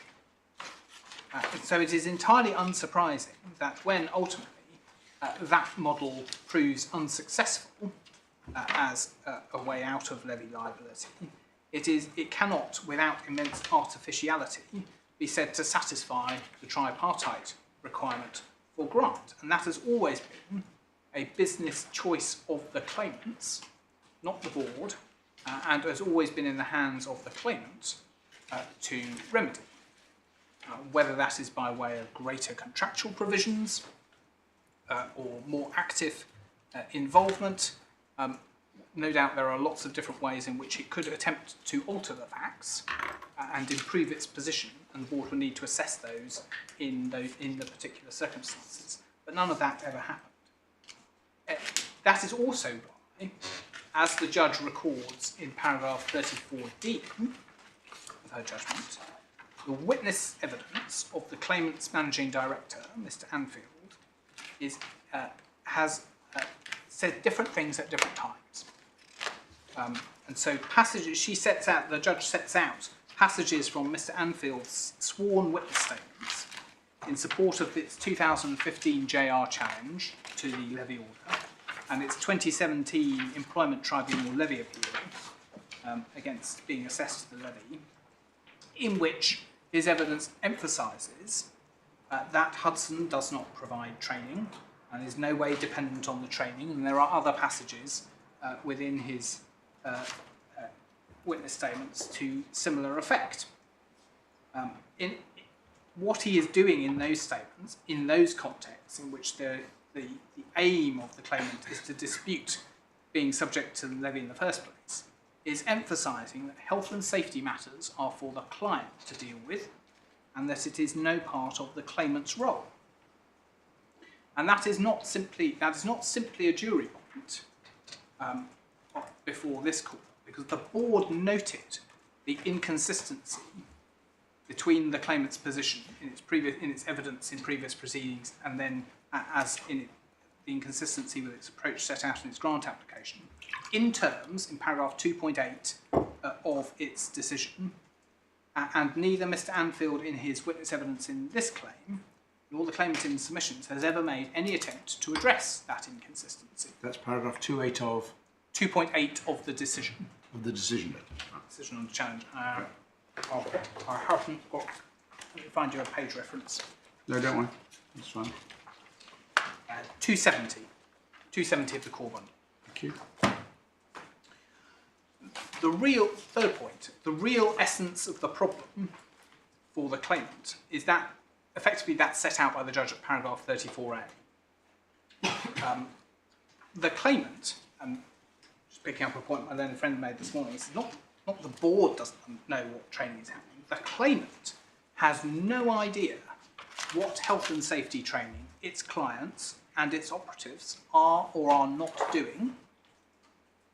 No idea whether that training is good, bad, relevant, irrelevant, or whether it lasted 5 hours or 5 minutes. And it has no idea because it makes no difference to anything that the claimant does. It has no contractual powers over what its clients and operatives do by way of training. Of course, what's already been made, the contracts themselves don't mention the word training at any point. It's got no right, it's no contractual rights of oversight or to call for documentation, to audit the position. There is no identification of the need for training. And to say, as the second part of the tripartite test requires, that the claimant has organised the training, is, we respectfully submit, Humpty Dumpty territory of language. The fourth point, and this, to to respond to a submission that my learned friend Mr Jaffe made. As to the cost of training, the claimant emphasises that, well, we pay the operatives. We pay the operatives whether they've been training or working on site. And I accept that. It does. But that isn't the point. Training is not delivered for free. Training provision costs money, whether one is using a specialist provider of training or the working time of an in-house employee who delivers it. And the claimant covers none of those training costs. The client pays them. Most of this is done by individual training contractors, Yeah, in my experience. no, and absolutely no doubt it will be. And maybe there will be some. There are lots of different forms of training that are for which grant can be claimed, and some of the shorter ones may well be done on site in-house. I mean, the site-specific stuff may Yes. be done on site by the foreman or somebody in the project management team, but general training, in my experience, is done by specialist providers of training. providers. Yes, as is true in many industries, of course. Yeah. And that's absolutely right, and that costs money. It's a cost to the client in this, and it is the client who sources who is an appropriate provider of training and what training is appropriate for its operatives, and that they need, and whether that training is of the requisite quality. And none of the cost of that process is covered by or recouped from the claimant.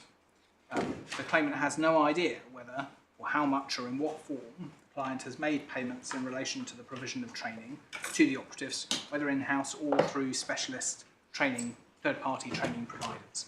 And so it does not, in any material sense, we say, and the judge found, meet the cost of training. And beyond that, I think my submissions would simply be repeating what the judge says in her judgment. But if there are any particular points that are of concern, happy to address those if it would assist. No, thank you very much. Thank you. Well, that leaves then the respondent's notice.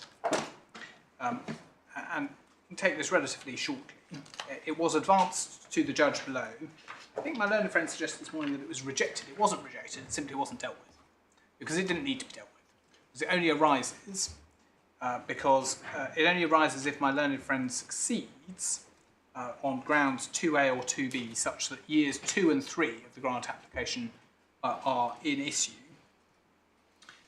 because either the test doesn't apply or the claimant appears to meet the test, such that years 2 and or 3 need to be reconsidered by the board. If that situation arises, it will be necessary to address the pleaded position and the respondent's notice position before this court that there should be no relief, because it is highly likely that the outcome would not have been substantially different for the claimant. And I advance that case in this court because of the nature as to how this issue has come about. And just to address the point my learned friend made this morning, don't take any particular point about whether or not it was dealt with in the skeleton here, but he said that this wasn't a point run in the same way below. It was run below, and in similar terms, see, simply for your note, paragraph 69 of the High Court skeleton of the board, page 168 and 169 of the court. The issue arises because, as you know from exchanges this morning, in March 2018, the claimant restructured its operations so as to avoid the operation of the levy. There's no dispute about that, and of course it's entitled to do so. And the board accepts that it has done so successfully. And as a result, the second and third levy assessments were withdrawn. And that has not resulted in the claimant withdrawing its grant application for the equivalent 2 periods. It continues to seek some £17.5 million in grant from the board for 2 periods in which it is not liable to pay any levy at all.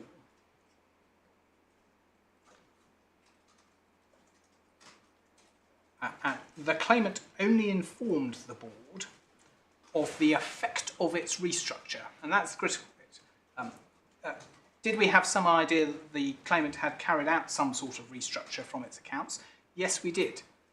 But what we did not know, and the first time the claimant informed the board of the effect of that restructure on its levy liability position, and that it was not an employer in the industry, was in an email of the 10th of November 2020. And you've not seen that, so I'll show that to you briefly, if I may. That is in the supplemental bundle, tab 64.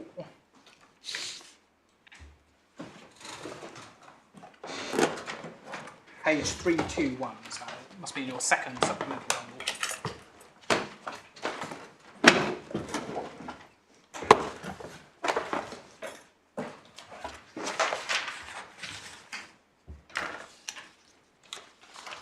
And that is an email from Mr. Anfield to Mr. Byrne, names of both of which you'll have heard a number of times now in the course of today, on the 10th.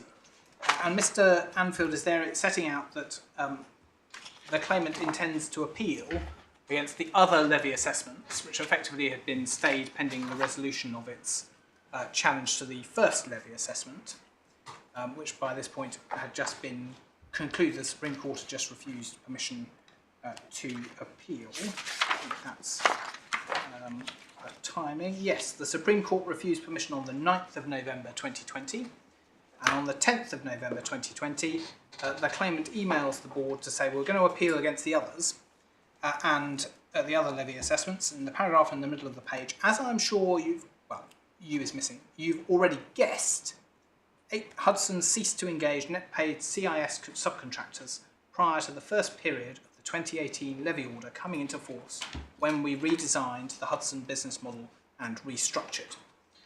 Hudson has never paid any never had any. HCL was a different entity in the same corporate structure. Never had any net paid CIS subcontractors under any levy. So that language of guessed reflects my learned friend's answer to my Lord Justice Coulson's question.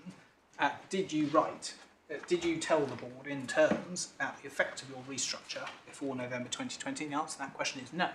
No, it did not. This is the first time.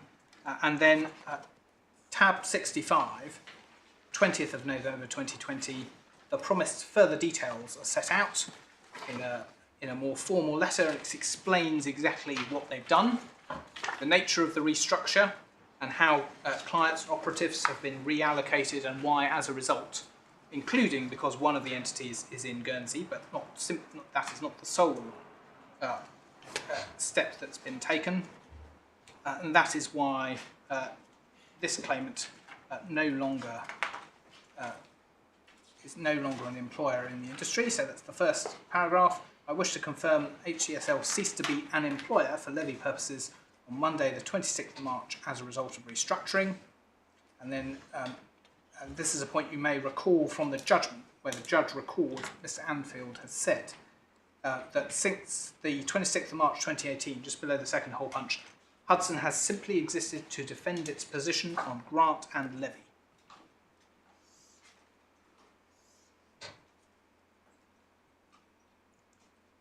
And then over the page at 326 is where Mr. Byrne responds on the 21st of December 2020 on behalf of the board, having considered all the information that's been provided, and the board accepts that that restructure has had the desired effect, and that the levy assessments raised under the 2018 order are withdrawn and cancelled.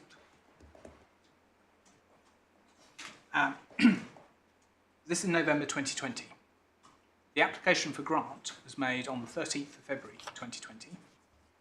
There is no reference to any restructure, still less to the claimant having ceased to be an employer in the industry, or even that it believes that it has ceased to be an employer in the industry, for periods directly relevant to that grant application. The claim, the judicial review, was issued in September 2020. Neither the statement of facts and grounds nor the accompanying witness evidence of Mr. Anfield makes any reference to the restructure or to the intended effect of that restructure, and the link between the second and third grant periods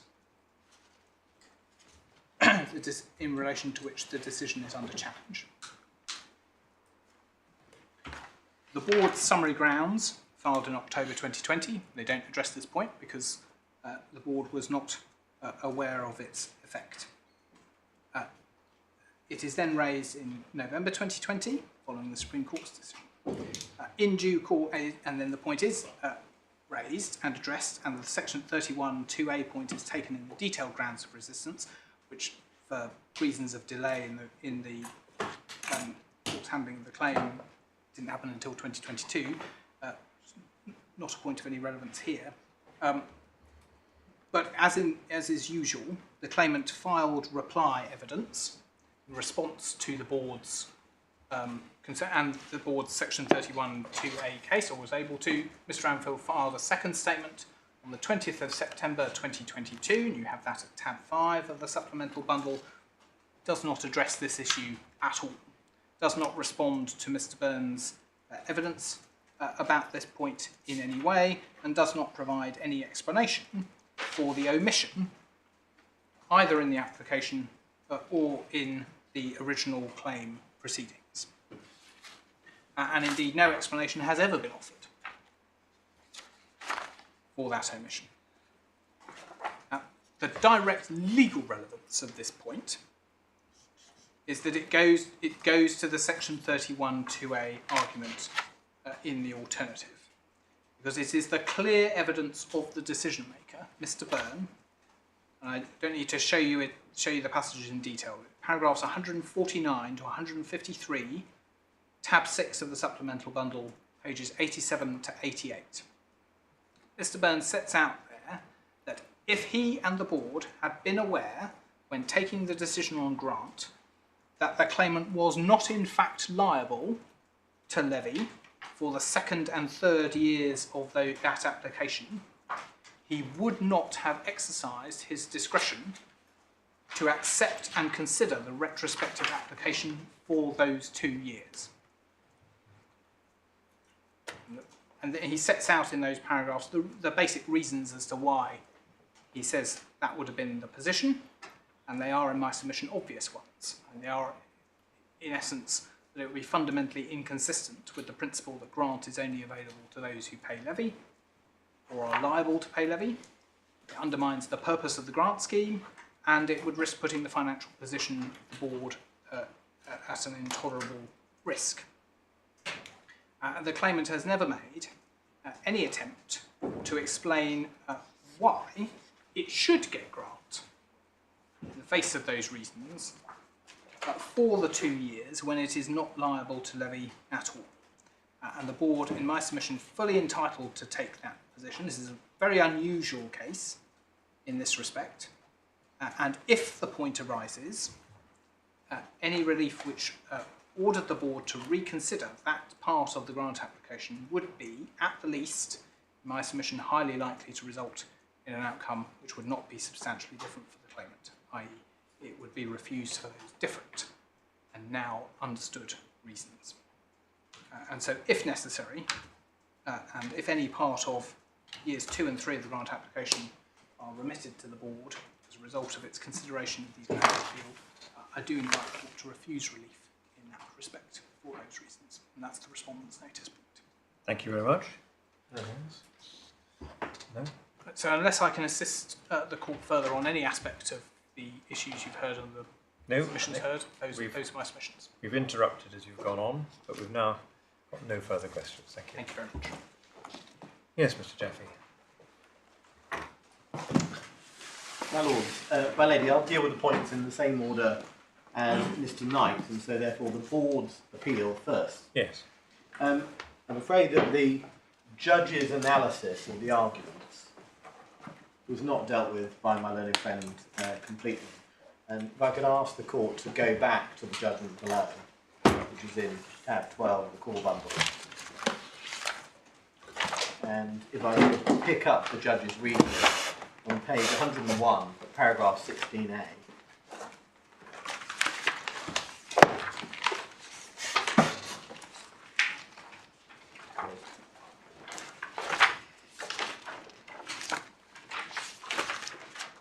page 108.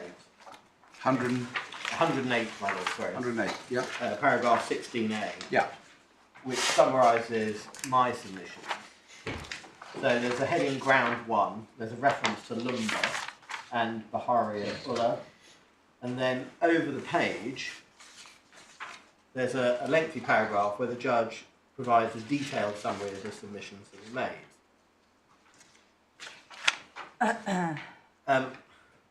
With apologies for asking for counting, about 15 lines down, a quarter of the way down that page. Near the hole punch. I have small printing Oh, for there my we go. whole punch, Okay. quite the same There thing. were compelling reasons. The defendant ought to have adopted a similar approach to the waiver. Oh, yeah, yeah. By the first Just whole about bunch. that. Yeah, of the temporal restriction, and at least rationally considered making such a departure. So, to the extent that was the test, that was the way the submissions were framed in terms of rationality. And then there was a series of submissions, as recorded by the judge, on exactly that question of rationality. Compelling reasons for departing. First of all, the delayed registration.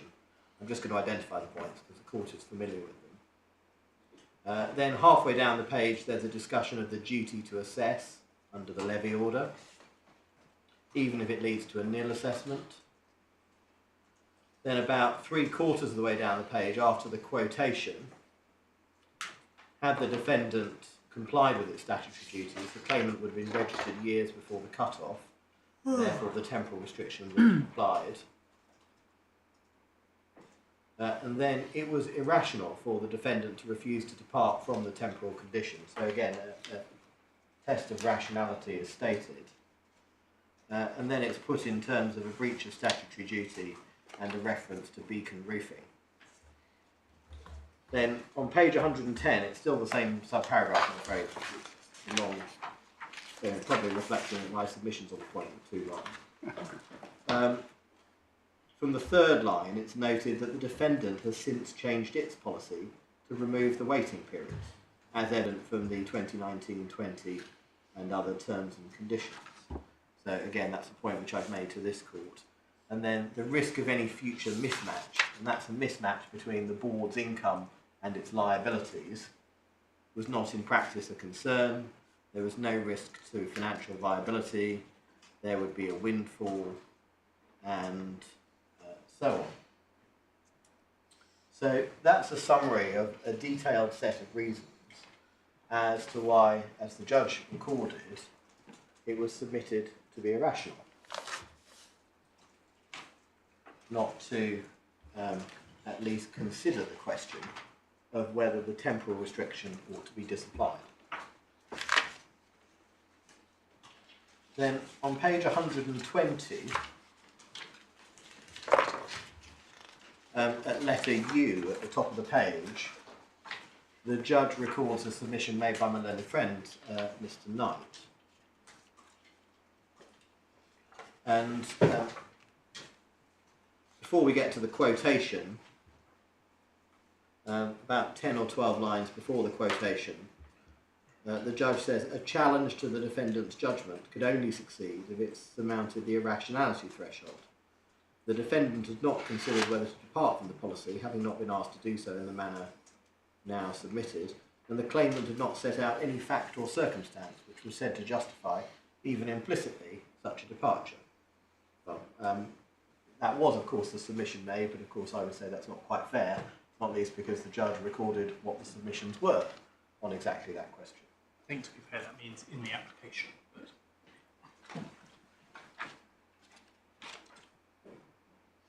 Well, and then one turns the page to page 121.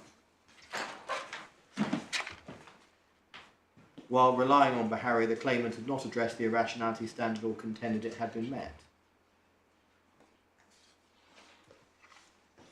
So the submission that was made by the board is just, well, the claimant hasn't put forward any good arguments as to rationality, assuming that's the test to be applied. But in fact, as the judge recorded, such submissions were made, and they were recorded in the judgment in detail. And that's the point then at which we turn to the judge's judgment, where the judge decides the issue, paragraph 21. And in light of the detailed recording of the arguments on both sides, she's able to deal with the point relatively briefly. The judge says that she accepts my submission, that it was implicit in the application that there was a request for the relevant eligibility requirement to be waived. Other conditions, what she calls the gateway conditions, have not been the subject of a direct request by the claimant either. So the point the judge is making there is that the board well understood that there was a request for flexibility and waiver of any conditions of entitlement that were seen to bar the application. Perfectly fair point. And then the implicit application made by the claimant ought to have been given rational consideration. So assuming one is applying the test in Bahari and AB, that is the test which the judge directed herself to and the judge applied. But that's different from the rationality point, as I understand it in the cases, which is that irrespective of whether there's an implicit request, if it's irrational not to look at something that stands out from the facts, then there can be criticism of the public authority. Well, I think whichever way it's put, my lord, the judge was applying as the test that she had to be satisfied of the very highest version put forward by the board. That what she needed to be satisfied of is that the board's approach to the issue of the whether or not it should consider disapplying the temporal requirement lacked rationality. And that's what the judge has directed herself to and has done. Because she said that that implicit application ought to have been given rational consideration. Well, we'll come to our view on the words there, but I read it as a conclusion by the judge. And she says that this was it was implicit in your application that you wanted this dealt with. Yes. And that, as a matter of law, is a separate approach from the irrationality approach. Well, and then we have the submissions that Mr. Knight has made to us, just as are recorded in the judge's judgment, that in terms of fettering discretion, there has to be an express request, and there wasn't one here. So the submissions have been that it wasn't permissible for the judge to rely upon an implicit application. Well, I'm not sure that is exactly the way it's put, and it may be necessary to go back to those authorities. But the first thing the judge is doing is the judge is saying, well, looking at this realistically and looking at as the board himself understood it, there was an implicit request for departure from terms and conditions, and we respectfully say that must be right. The board did understand that, and that's what it did. And that was a common and shared understanding of the parties. And then the second thing is that having identified that implicit application, did the board act rationally? In other words, did it have to give it rational consideration? Yeah. And the answer the judge came up with is no, it didn't. And so we say the judge has identified the test which was put forward by the board and properly applied it. And there's no difficulty with the analysis that she's put forward, which reflects the authorities that were cited to her. And just going back to what Bahari says, if I could ask the court to turn it up briefly.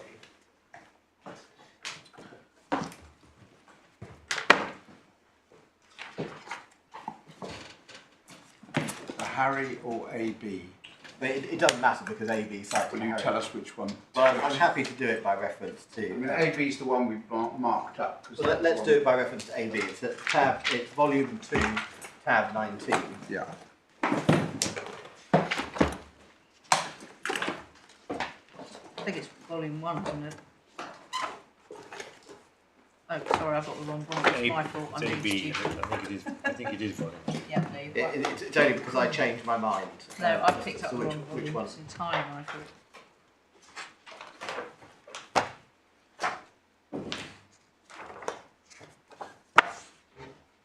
The way it's put in paragraph 48 of AB,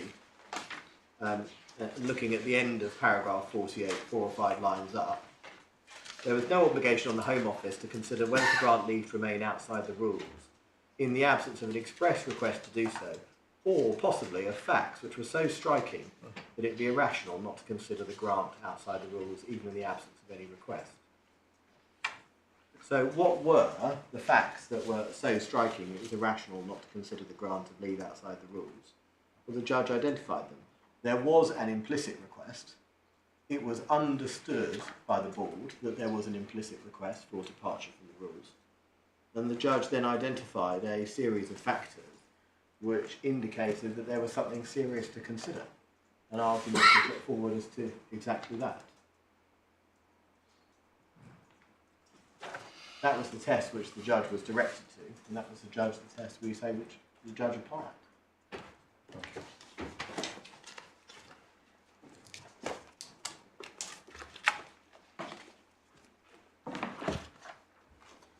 Thank you.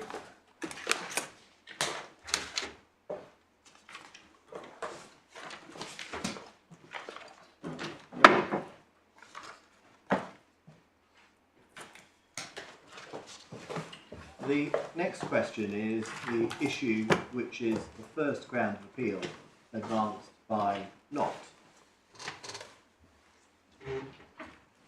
And then, sorry. No. Sorry. So- Thought I interrupted. The essential omission from my learned friend's submission was a response to the correspondence which took place with the board in 2015, in which Hudson Knott asked how the proposals would apply to its company, asked how and when it would be registered, how it would be introduced to the board, and how and when it would become eligible for grant. And those concerns were raised in October 2014. Now, the board could have replied and said, look, we understand your concerns and we see what you're getting at. You're worried about being in a position of having to pay levy and not being able to pay grant, and you might not want to pay levy, but we think the upshot is you're going to have to. And so what we're going to do is we're going to register you now. You can challenge it later if you don't agree with it. And it's essential that you register now, whether at your own request or of our motion, because there is a waiting period. And we reserve the right to rely on that waiting period against you if you're not registered now.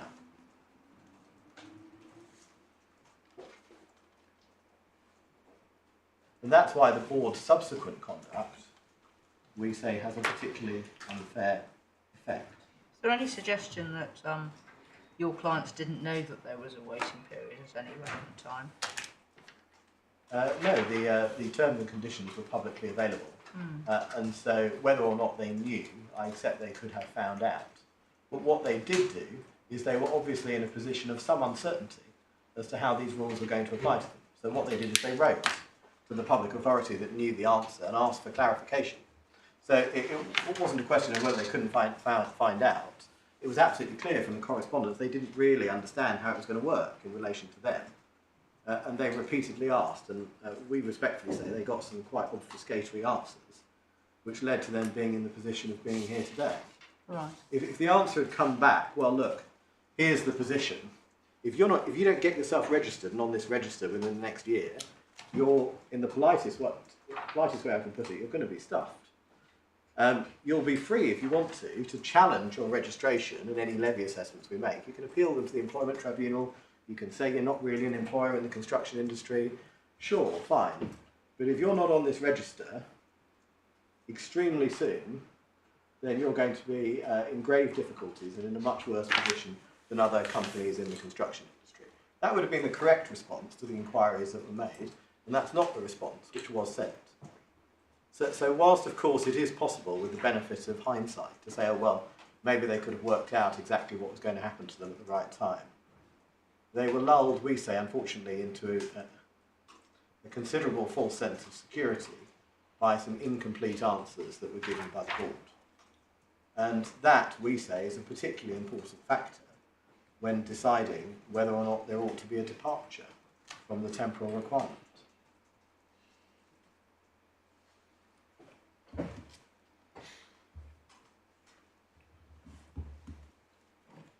My learned friend Mr Knight then dealt with the question of a legitimate expectation, which has been raised through counsel.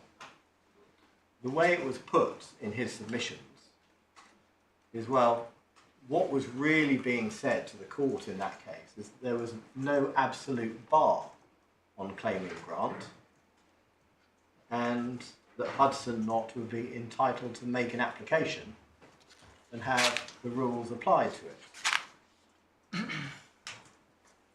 It seems to be accepted that the judge did misunderstand which relevant years were being applied and which relevant years were being considered. It also seems to be accepted, I think, that what the judge was being referred to in the judicial review, the application for permission for judicial review, was a section of the rules which deal with, amongst other things, the temporal requirement. What is said in response is that Mr Anfield put in a witness statement raising another concern, and a different concern. But that is not reflected in the submission that was made. And it's important to note that counsel for the board's submission, as recorded in the note of the hearing, is from the documents. There's nothing that prevents Hudson from benefiting from grants, which is very far from the position which the board has ultimately adopted and which is advanced before this court.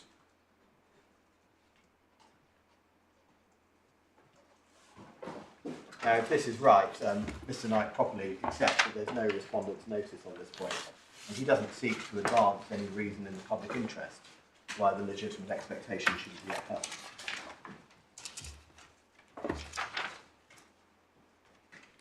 The bit that you've just quoted is, of course, not the bit that you focused on in your earlier submission. That last line, and it's the problem with the judgment, because it misses out a huge chunk of what actually happened at that hearing. So the first bit is actually your client's then counsel making submissions and an interruption by the board's counsel saying, where'd you get that from? But the actual passage is the bit at 366, which ends from the documents. There's nothing that prevents Hudson from benefiting from grants. But on a more detailed analysis, there's rather more to it than the ... that we get in the judgment. Yes, and because that last line comes at the end of Beacon 5 pages, and mischaracterisation of what Hudson does. So there are actually two separate bits that we will need to consider, I think. Yes, that's right. We respectfully agree that both parts have to be read together, because that forms the totality of the exchange. And the second part is particularly supportive, and without it, we say the first part may not be enough. And it's because of the concluding passage that there is nothing in the document which suggests non-entitlement to eligibility. And it is striking that that is very different from how this court is asked to interpret that statement, which is there's no absolute bar and really you're entitled to apply and the rules will be applied as the rules are applied and you'll take your chances. Of course, if that had been the submission made to the learned judge in the judicial review, one can see how the outcome of that hearing might have been somewhat different. If counsel for the board had said, I'm not saying anything about eligibility for grant, you'll have to apply, you'll take your chances under the rules, just like everybody else, and we're making no assurances or promises, best of luck to you. And the judge might have said, well, maybe they do have a point about whether this levy order will lead to irrational outcomes. The point on which permission was refused. And that's why at this stage, on the stage of an application for grant, the fairness of these issues, we say, comes into very sharp relief. My lords, almost finally, ground 2.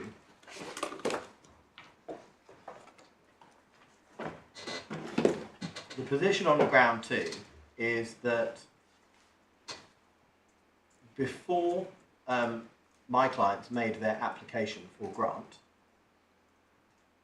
they knew that it was the board's view and the board's intention to apply the tripartite requirement. And the argument which is put forward is that lumber has no application because it's not a secret policy once you've been told that's what's going to happen, because the tripartite requirement is going to be applied.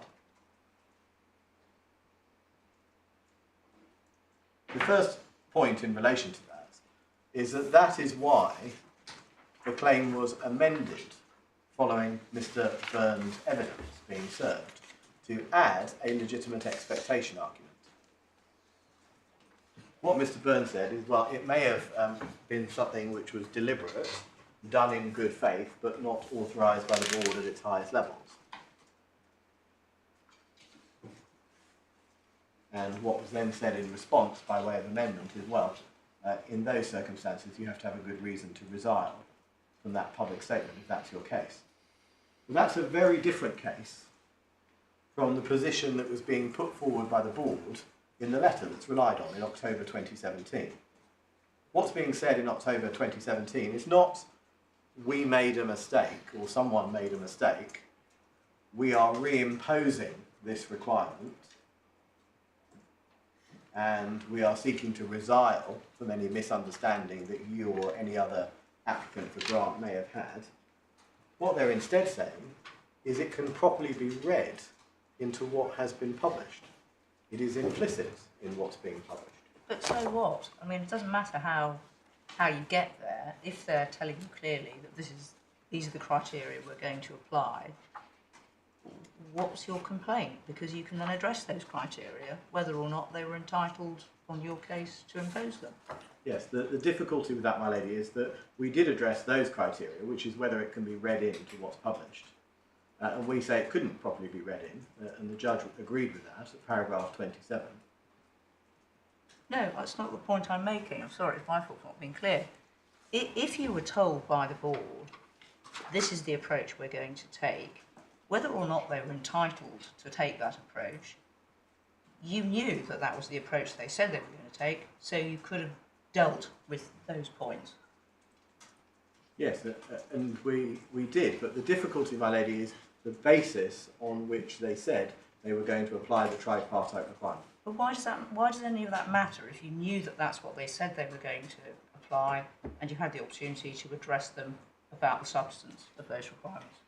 The reason for that is because of the unfairness of what the board did, which is saying one thing at the relevant time and doing something else.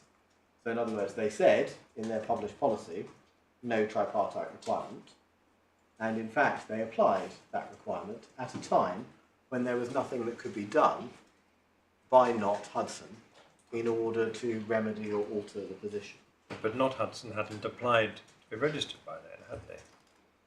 No, that's correct. It's a So retrospective to say to references to at the time, we have to remind ourselves that the time, in fact, where all this came to bite, was 2 or 3 years later. And Yeah. by then, your clients knew that the tripartite requirement was being applied. They were aware that it was intended to apply the tripartite requirement on, and this is my point, on the basis that it could be implied into what was already published. So it's not, we accept it wasn't there, we've decided to introduce it. But what was being said by the board in October 2017 is, well, no. Once you read what we actually published in 2015, 2016 properly, then it was always there. Yes, but their letter says, nevertheless, the requirement, remained during the currency of 2015, 16, and 2016, 2017. Well, all they're saying is that they continue to apply it in practice. Yes, but my lady's point, as I understand it, is that it doesn't matter the construct they put on how they get to where they were. Your clients knew that that was what they were going to be saying before your clients firmed up their registration. Yes. And my response to that, and the difficulty with that, is the reason the board was taking that argument was a reason of construction. They were saying that actually when you read what we published in 2015, 2016, then the tripartite requirement applied. The difficulty and the unfairness, we say, of that approach is that what the board could have said, but did not say, is no, we accept it's not there, but we're going to reintroduce it, and we have a good public interest reason to reintroduce it. And that is what was never said, and that was what we were never given the opportunity to make representations on at the time. What they said is you can read it in, and we said, no, you can't read it in. And the judge said, well, I think the claimant's right about that, you can't read it in. And then they said, well, we're doing it anyway. And we said, well, we need a good reason in the public interest to do that, because you've at the very least created a legitimate expectation. So your real grouse then is that you were deprived of an opportunity to say to the board, there is no good public interest for reintroducing those three requirements. Is that your real complaint? I just want to get a note of what the actual complaint. Okay, lovely, thank you. Right, let me just get that down. And do you really suggest that there's no public interest requirement for those three criteria? For the reintroduction of those criteria, well, no, not in the circumstances of this case. And the reason for that, and this is, in a sense, the difficulty, because this was not something the board asked us to address them on. But the problem with the approach the board took is to make a change to the levy scheme, and I appreciate I'm about to repeat myself, make a change to the levy scheme, which has knock-on effects on the grant scheme, without giving sufficient notice to those people who are going to be affected, us, in order to be able to understand the requirements that will be applied and be able to ensure compliance with them in good time.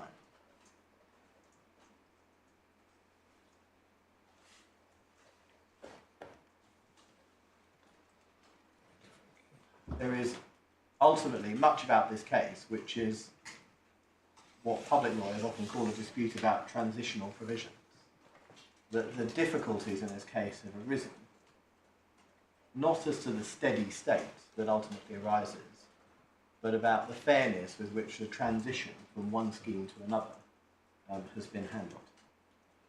We're not required or able to look at an overarching point such as that. We're concerned with the nitty-gritty points that are the subject of the grounds of appeal. Yes, well, and our point is that a legitimate expectation was created by the removal of those provisions from the first 2 years of the grant, that a reasonable reader would not think that the tripartite requirement still applies, and for the reasons I've sought to develop, there's no good public interest reason which has been advanced for removing. So that's how it comes in. I understand my Lord's point about being careful to ensure not going too far, but that's how it fits into the framework of this claim.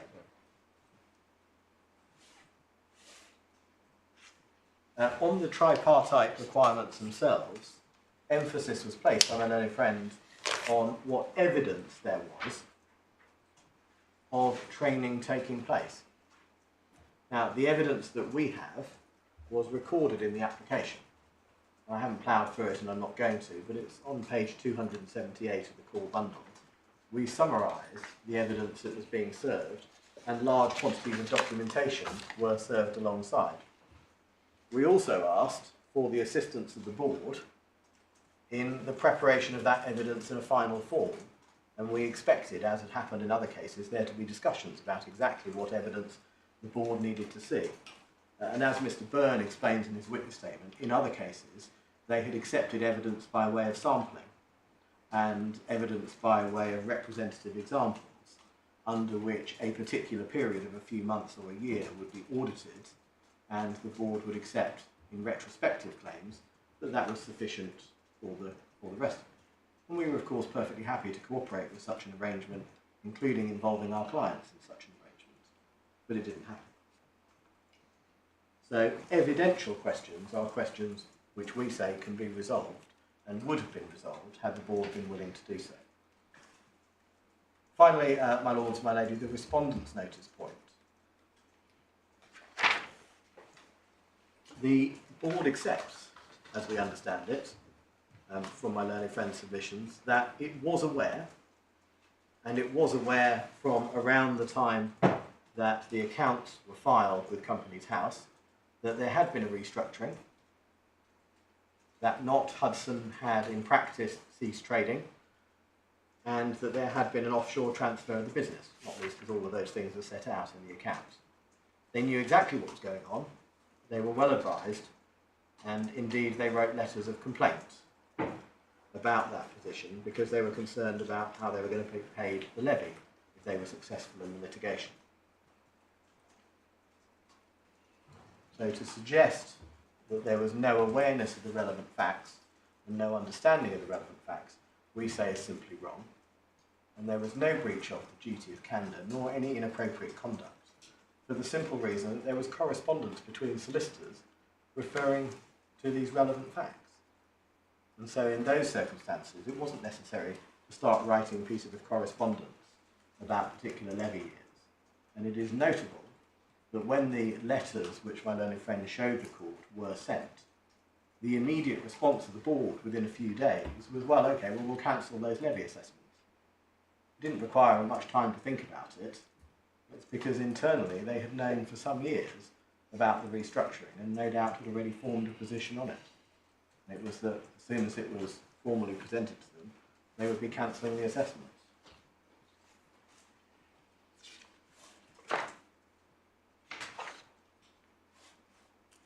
Yeah.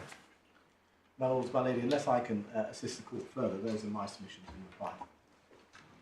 No, thank you very much, Mr. Jaffe. I'm very grateful to both you and to Mr. Knight for the efficiency with which you conducted the oral submissions. I hope both sides feel that all the matters have been fully canvassed. That's certainly the perspective I have. So we won't sit tomorrow.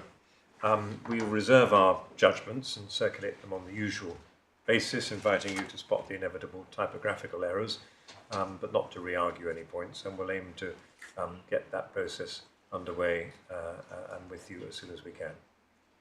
Thank you. Thank you.